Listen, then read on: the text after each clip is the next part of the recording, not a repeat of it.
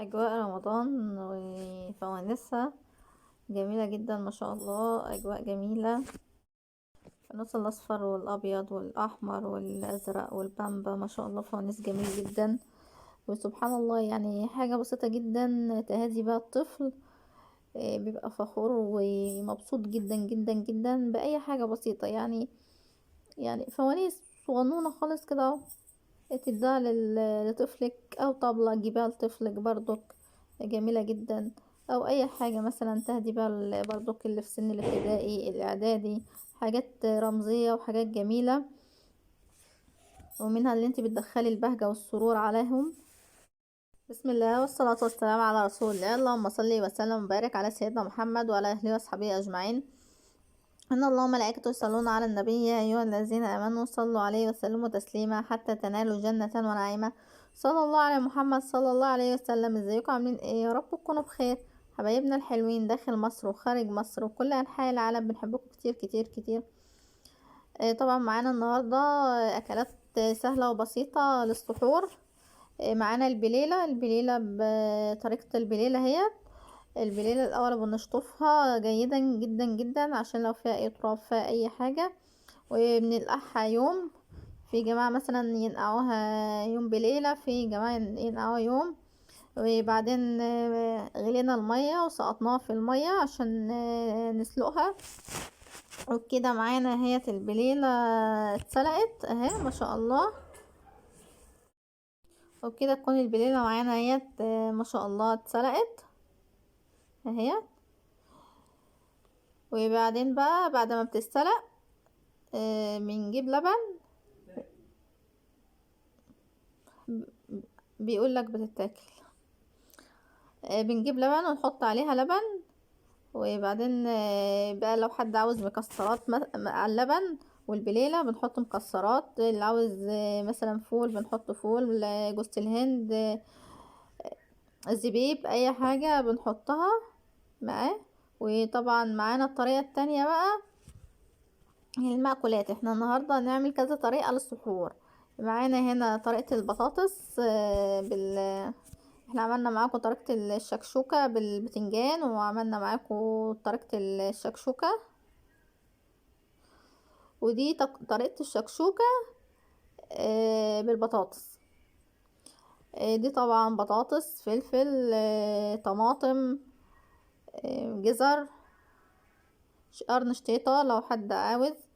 البهارات مثلا حسب الرغبة، فلفل اسمر، اي حاجة حسب الرغبة. ومعانا المكونات بتاعتها اهي بصلاية واحدة صغنونة، جزراية برضو واحدة، 2 طماطمية، قرنين فلفل، قرن شطيطة، 3 فصوص توم. وبكده المكونات بتاعتنا نقطعهم زي عين الكتكوت. يعني الكتكوت نقطعهم كلهم زي يعني الكتكوت مع مثلا البطاطسية او البسطيتين او الاتنين بطاطس مثلا مع عين كتكوت. ونضربهم كلهم في بعض بقى ونسيبهم يستووا على نار هادية، وتطلع معانا كده الشكشوكة بالبطاطس. ودي كانت طريقتنا النهاردة، طريقة البليلة وطريقة الشكشوكة بالبطاطس. وكده كان سحور جميل خفيف، لان في شيء مثلا بياكل البليلة شيء بياكل ده، فلازم ننوع. طبعا اللي جديد معانا في القناة بقى ما ينساش يعمل لايك. وطبعا دي كان سحورنا اهوت. وطبعا طبق المخلل ده لا غنى عنه في اي بيت، شامل كل حاجة. وطبعا ما تنسونوش بقى من اللايك والاشتراك وتفعلوا لنا زر الجرس عشان نستمر معاكم، وان شاء الله بكم نوصل للمليون. وكده قلت اما ندوق معاكم الطبق الجميل الشكشوكة ده، وكان جميل جدا ما شاء الله، بألف هنا. ونسيبكم بقى في رعاية الله وأمنه، ونستودعكم الله الذي لا تضيع ودائعه.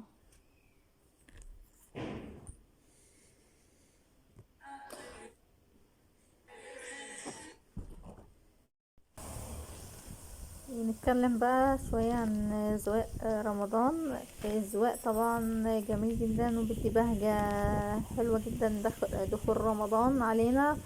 وفي زواق مثلا ده اللي هو السبعات ده جميل جدا ما شاء الله. اللي هو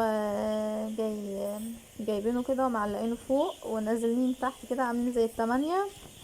ده بيبقى حلو عن اللي هو المفرود او عكس عكاز.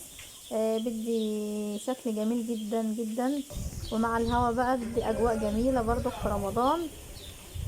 طبعا في البلاد في الارياف بيعملوا الحاجات ديت. اما بره بقى في المنصورة والاماكن ديت اماكن كل واحد بقى مثلا بيزوق بيته، بيزوق بلكونته، بيحط مثلا عليه تيف نور. ده اسمه شارع الجامع عندنا اهو. ما شاء الله شكل الزواق جميل جدا وشيك. المنطقة دي اصلا جميلة في زواقها، ربنا يجازيهم كل خير يا رب الجماعة اللي عاملين. وده برضو حلو جميل ما شاء الله. معلقين هنا فوانيس في النص اهوت، فوانيس حمراء اهي. يا رب تكونوا شايفينها اهي. ورمضان كريم وكل عام وانتم بخير.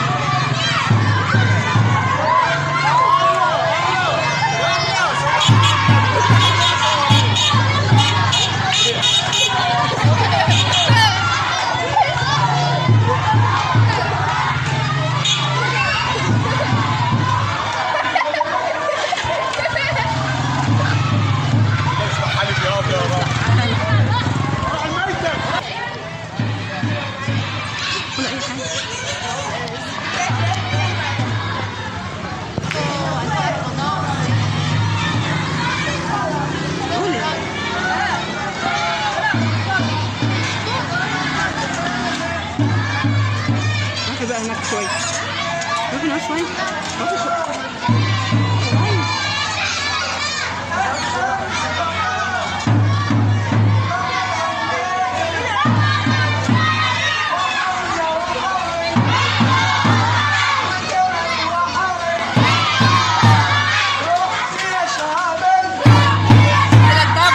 عايزة الطبخ.